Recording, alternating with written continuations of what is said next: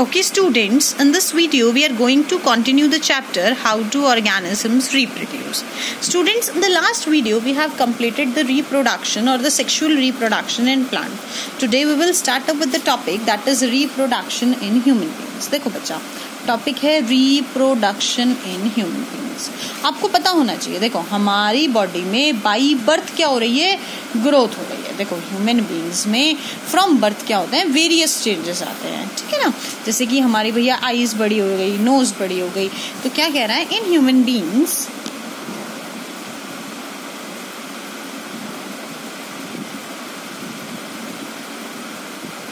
Various body changes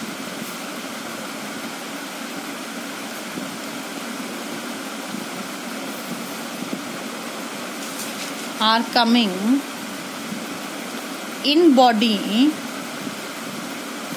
from birth. देखो भैया, हम बॉडी के अंदर बर्थ से हम सब में बहुत सारे चेंजेस आ रहे हैं. क्या कहता है, ये कहता है a group of changes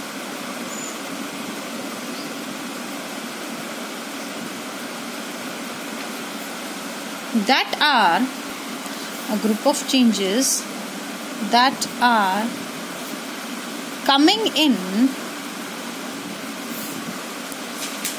human body during teenage are known as secondary sexual characters. देखो हमारी बॉडी के अंदर जो सेकेंडरी सेक्सुअल करेक्टर्स हैं वो कब डेवलप होते हैं बच्चा, टीन एज में डेवलप होते हैं. देखो टीन एज कौन सी एज होती है, वो जिसके बाद टीन आता है. 13, 14, 15, 16, 17, 18 और 19. 13 to 19 की एज कौन सी होती है, टीन एज होती है. अगली चीज समझो प्लीज. देखो कुछ करेक्टर्स कॉमन होते हैं मेल्स और फीमेल्स में, कुछ डिफरेंट होता है. ध्यान से देखना. Some of these characters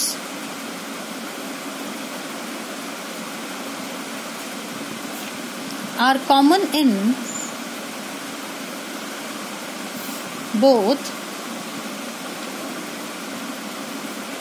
male and female, while others are different. कुछ कॉमन होते हैं और कुछ क्या होते हैं बेटा, डिफरेंट होते हैं. अब अगला टॉपिक स्टार्ट करेंगे. What are the common secondary sexual characters in male and female.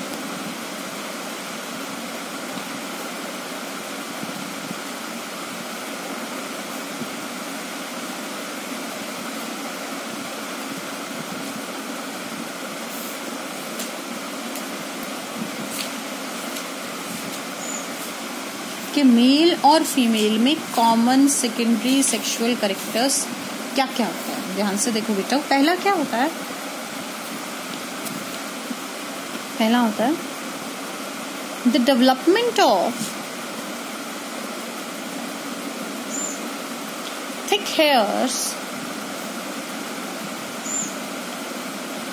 In new parts of the body such as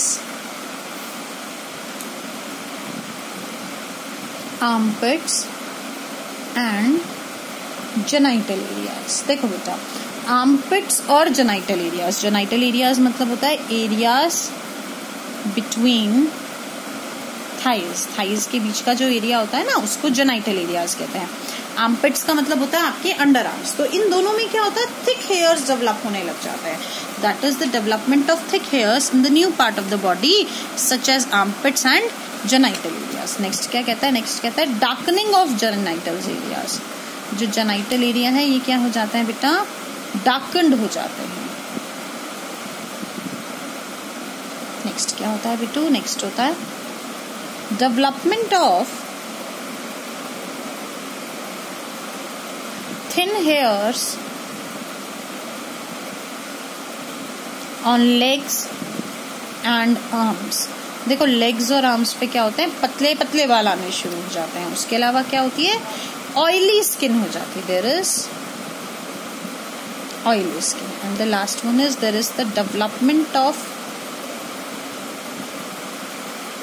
pimples, pimples क्या हो जाते हैं बेटा, डेवलप हो जाता है। मेरे ख्याल से इतना सभी को बहुत अच्छे से क्लियर हो गया होगा। आगे कंटिन्यू करेंगे प्लीज। आगे है what are the different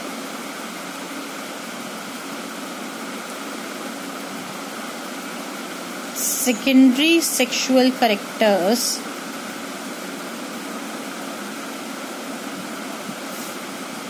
in males and females, कि मेल्स और फीमेल्स में अलग अलग सेकेंडरी सेक्सुअल कैरेक्टर्स क्या क्या होते हैं। सबसे पहले हम डिस्कस किसका करेंगे बिट्टू, सबसे पहले हम डिस्कस करेंगे मेल्स का।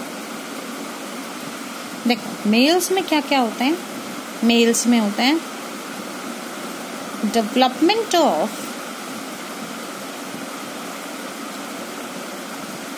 New thick hairs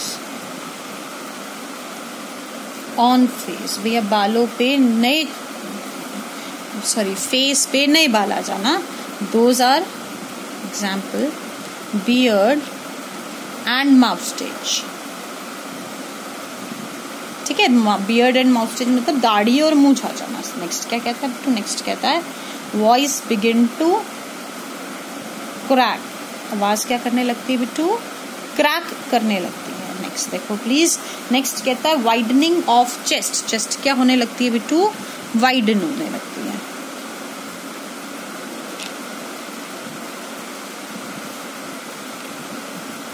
the next is development of muscles.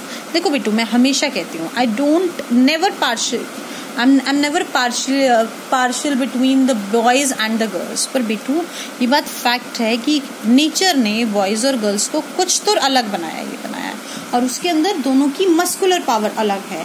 मतलब बॉयज की मस्कुलर पावर कंपैरेटिवली ज्यादा होती है, इसीलिए कोई घर में बड़ा काम होता है, पंखे साफ करने हैं, कोई बड़ा सामान उठाना है, तो यूजुअली घर में बेटा होता है ना, तो मम्मी उसको कहती है बेटा खड़ा हो ये काम कर, भाई से पंखे साफ करवाती हैं, पर्दे उतरवा लेती हैं, पर्दे टंगवा लेती हैं।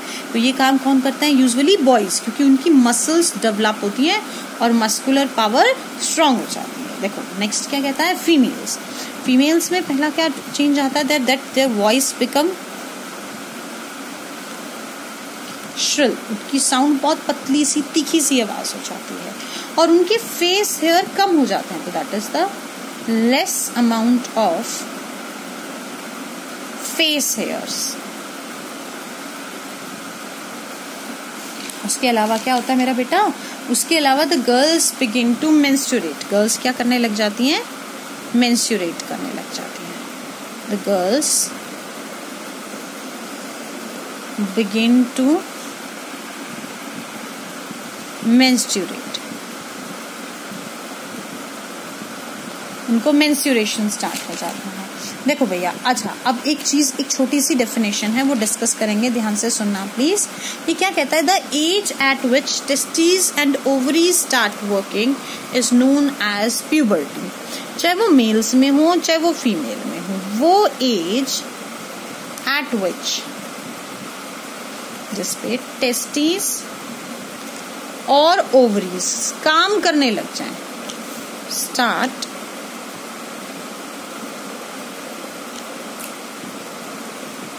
Working is known as